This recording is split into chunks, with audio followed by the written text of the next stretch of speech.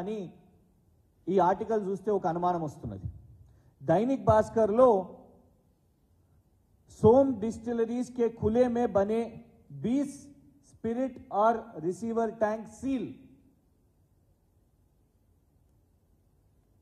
2015 में कार्रवाई कर सिर्फ 1 लाख का जुर्माना किया था ने अपुडिची मुरैना में जहरीली शराब से हुई 24 लोगों के बाद मौत के बाद अफसरों ने सोम डिस्टिलरीज के 20 स्पिरिट और रिसीवर टैंक सील कर दिया है।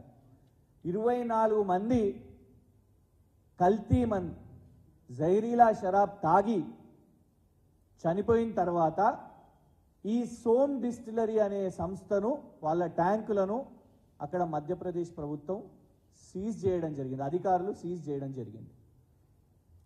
అలాంటి అక్రమ మద్యం చేస్తున్న సంస్థను కాంగ్రెస్ ప్రభుత్వం కాంగ్రెస్ పార్టీ వాళ్ళకు విరాళాలు వస్తున్నాయి కాబట్టి 1,35,00,000 25 లక్షల రూపాయలు పదే పదే ఎన్నికల కోసం వాళ్ళకు ఫండింగ్ వస్తున్నది కాబట్టి ఇవాళ కాంగ్రెస్ ప్రభుత్వం దొడ్డిదారిన ఎందుకంటున్నామంటే ఇక్కడ ఉన్న మీడియా ప్రశ్నించినా రాసినా కూడా దబాయించి లేదు మీరు అట్లా రాస్తే మీరు నిజాలు రాస్తే మీ మీద పరువు నష్టం దావా వేస్తాం 100 కోట్లు అంటే భయపడిపోతాం కావచ్చు అందుకే మీడియా రాయదు అని అనుకొని కాంగ్రెస్ ప్రభుత్వం కాంగ్రెస్ మంత్రి అబద్ధాలు చెప్తూ ఇవాళ కొత్త బియర్ కంపెనీని ఇక్కడికి తీసుకొని వస్తున్నారు। ఎలాంటి బియర్ కంపెనీ? మధ్యప్రదేశ్ రాష్ట్రం నుంచి మొదలై కాంగ్రెస్ ప్రభుత్వం నుంచి మొదలై అక్కడ కల్తీ మద్యం దేశీదారు అని అంటారు, కంట్రీ లిక్కర్। ఎవ్వరు గూగుల్లో కొట్టినా సోమ్ డిస్టిలరీ కంట్రీ లిక్కర్ అని కొడితే మొత్తం కూడా డీటెయిల్స్ వస్తాయి। ఇవన్నీ కూడా ఇవ్వండి, ఈ ఫండ్స్ అనేటివి మేము ఎలక్షన్ కమిషన్ ఆఫ్ ఇండియా ద్వారా తీసుకోవడం జరిగింది। ఎలక్షన్ కమిషన్ ఆఫ్ ఇండియా వెబ్సైట్లో వెళ్తే ప్రతి సంవత్సరం ఈ మందు అమ్మే ఈ బియర్ అమ్మే కంపెనీ ఎన్ని రూపాయలు కాంగ్రెస్ పార్టీకి ఇచ్చింది అని స్పష్టంగా మీకు కనబడుతుంది। ఇది కాంగ్రెస్ పార్టీకి చాలా దగ్గరగా ఉన్న పత్రిక వైర్ అనే సంస్థ। వైర్ అనే సంస్థ వాళ్ళు కూడా రాసిన హెడ్డింగ్ చూడండి మీరు, CCI raids associate alcohols Som distilleries. Som distillery మీద రేడ్ జరిగింది ఎందుకు అంటే the investigation is looking at price fixing of so called country liquor or low price locally made alcohol. Country liquor అంటే ఏంది?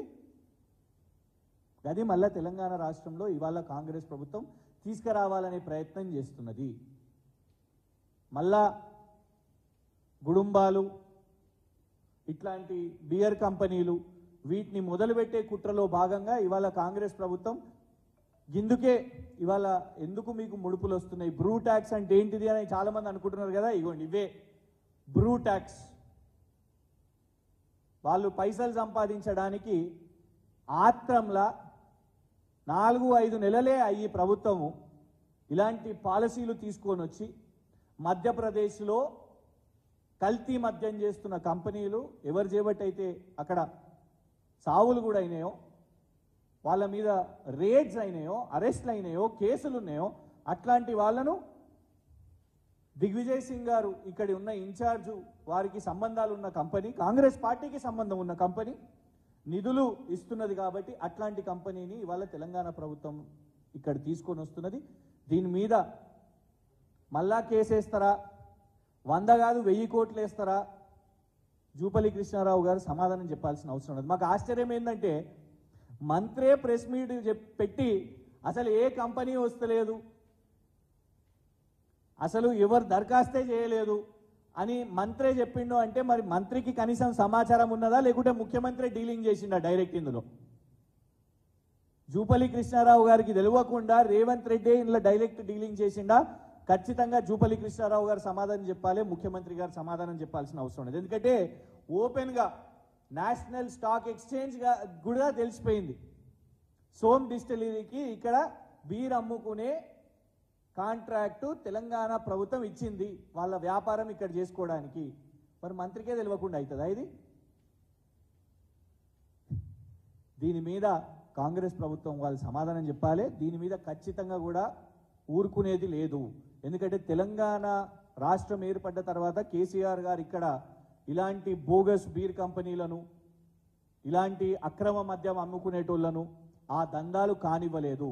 దీంతోని కేవలం ఇక్కడ ప్రభుత్వ ఆదాయమే కాదు, ప్రజల ప్రాణానికి కూడా హాని ఉన్నది.